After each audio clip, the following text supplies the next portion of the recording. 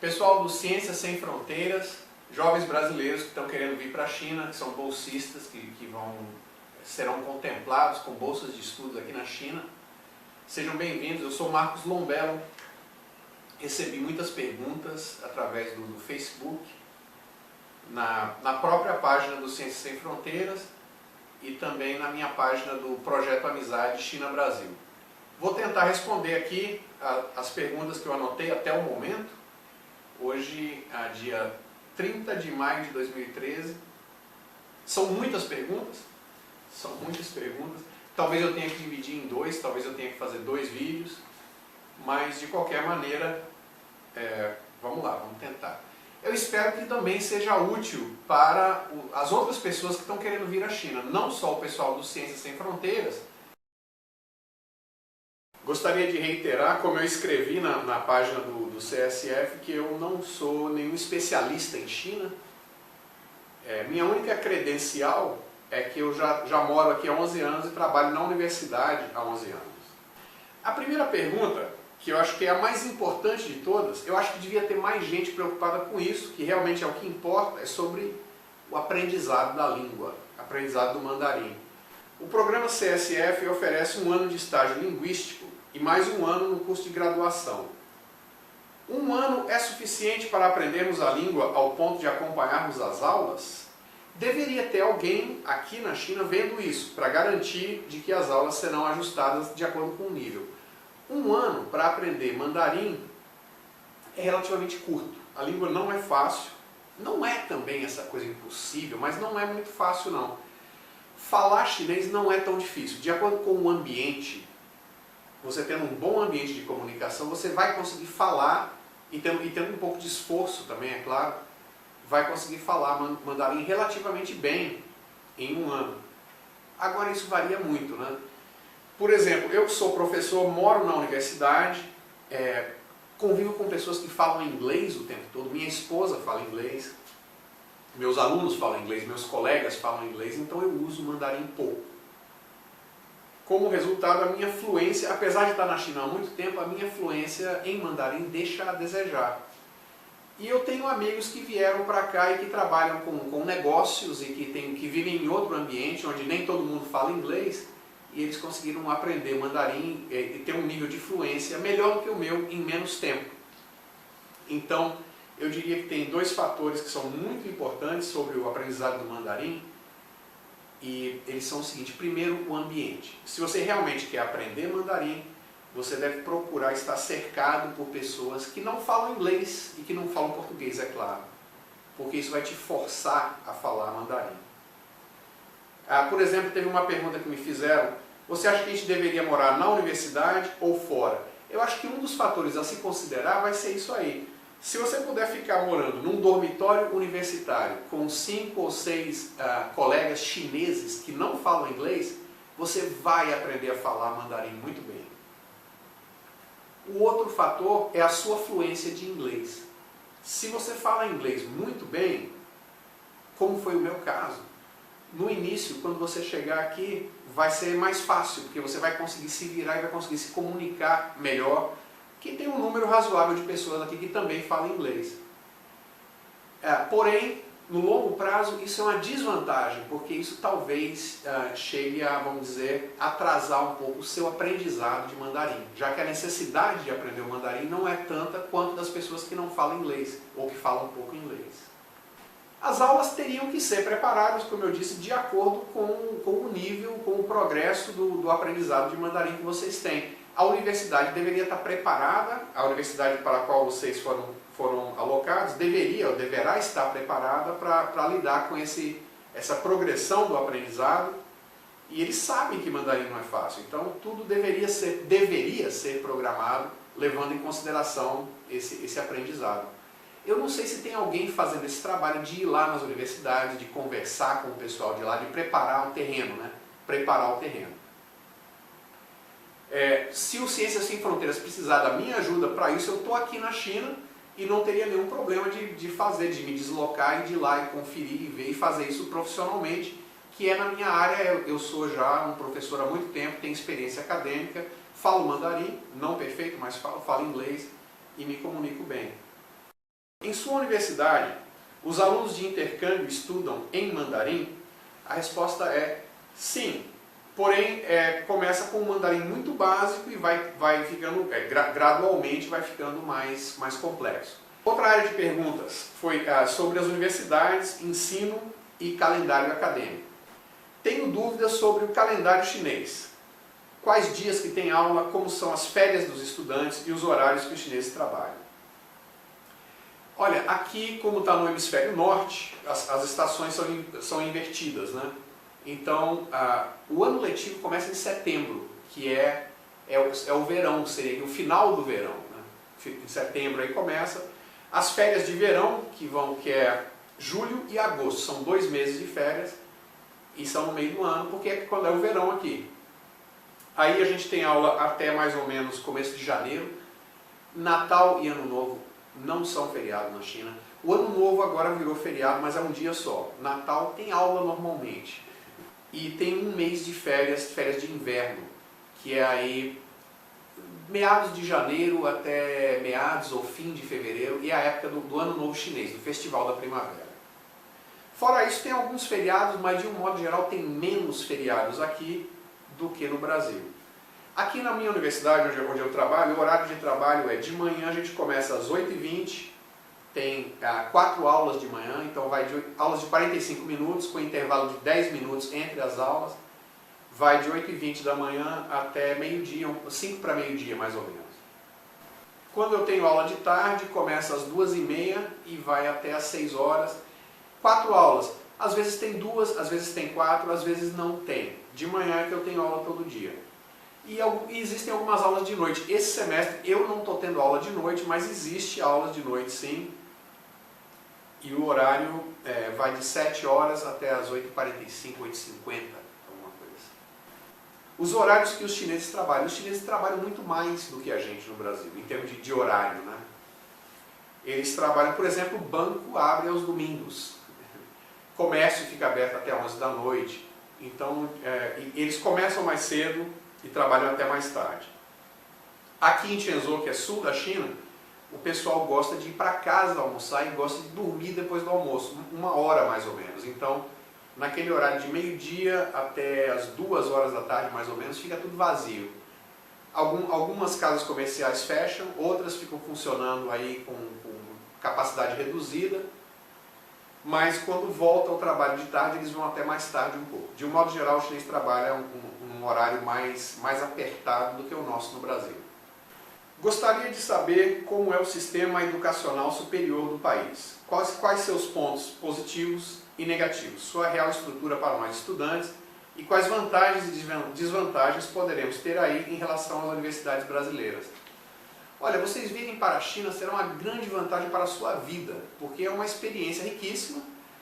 Vocês vão aprender o mandarim, de alguma forma, em algum nível, vão aprender a se comunicar em chinês, vão aprender muito sobre a economia, geografia do mundo, vão expandir os seus horizontes. Agora, comparando objetivamente a universidade chinesa e a universidade brasileira.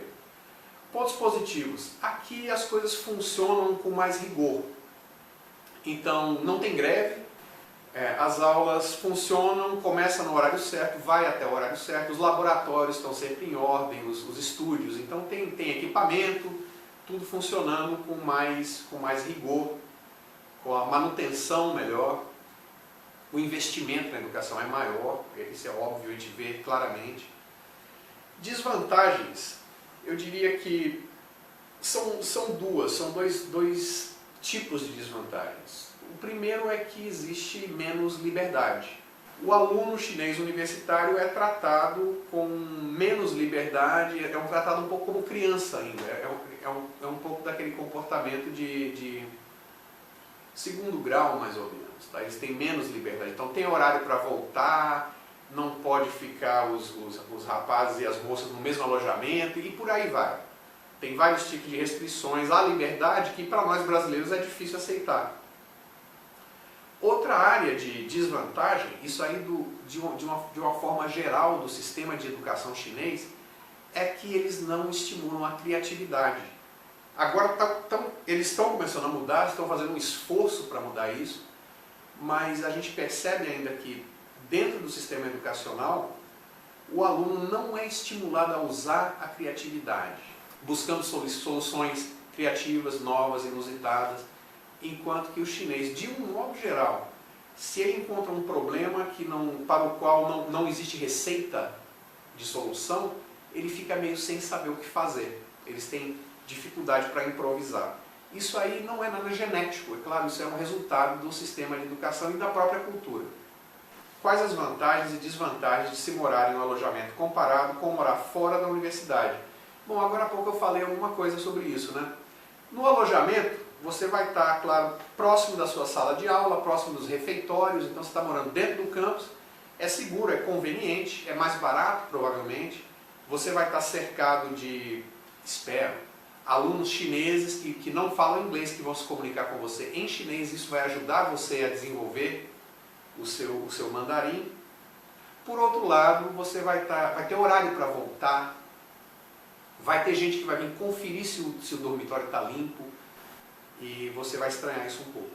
Ou seja, a vantagem de morar fora da universidade, se a sua universidade permitir você alugar um quarto fora, é que você pode chegar na hora que quiser, pode trazer visita que você quiser e ninguém vai ter nada a ver com sua vida, é sua vida, certo? Quando são as férias nas universidades chinesas? Quantos dias ficam de férias?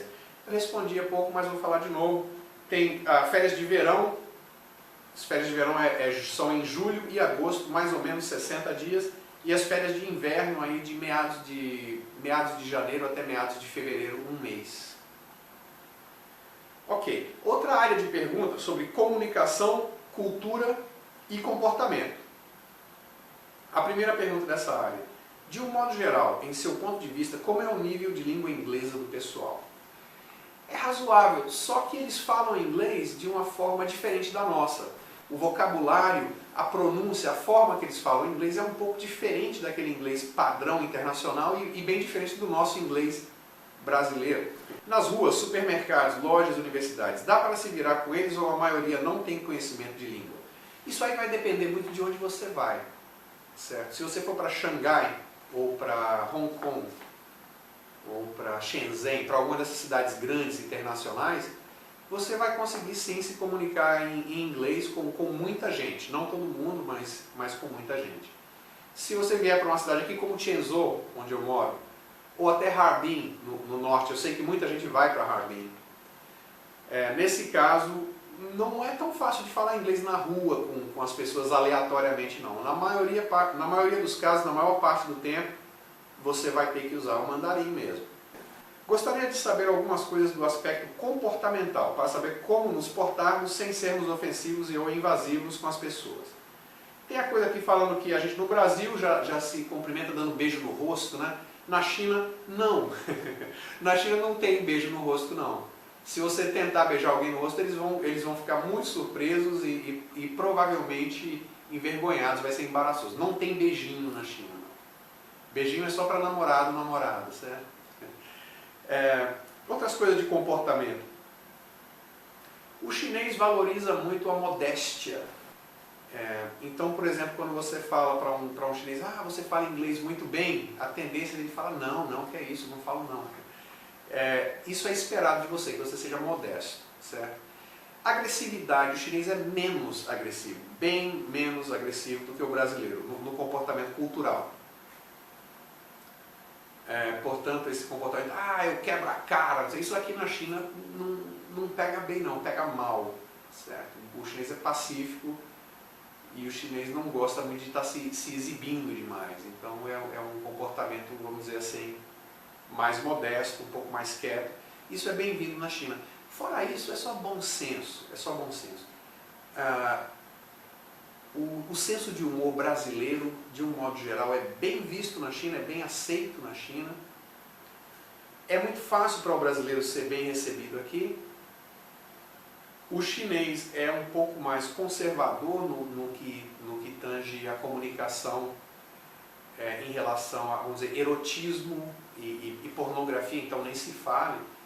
Portanto, algumas observações, brincadeiras e coisas que no Brasil a gente faz, na China pode ser que pegue mal. Quanto ao lazer, imagino que a cultura do chinês seja um pouco diferente no que tange o divertimento. Qual programa é mais frequentado por aí? Gente, é completamente diferente. No começo vocês vão achar assim meio absurdo. As coisas que eles acham que é super divertido, a gente acha que é super chato. Em algumas situações. Então tem várias diferenças, né?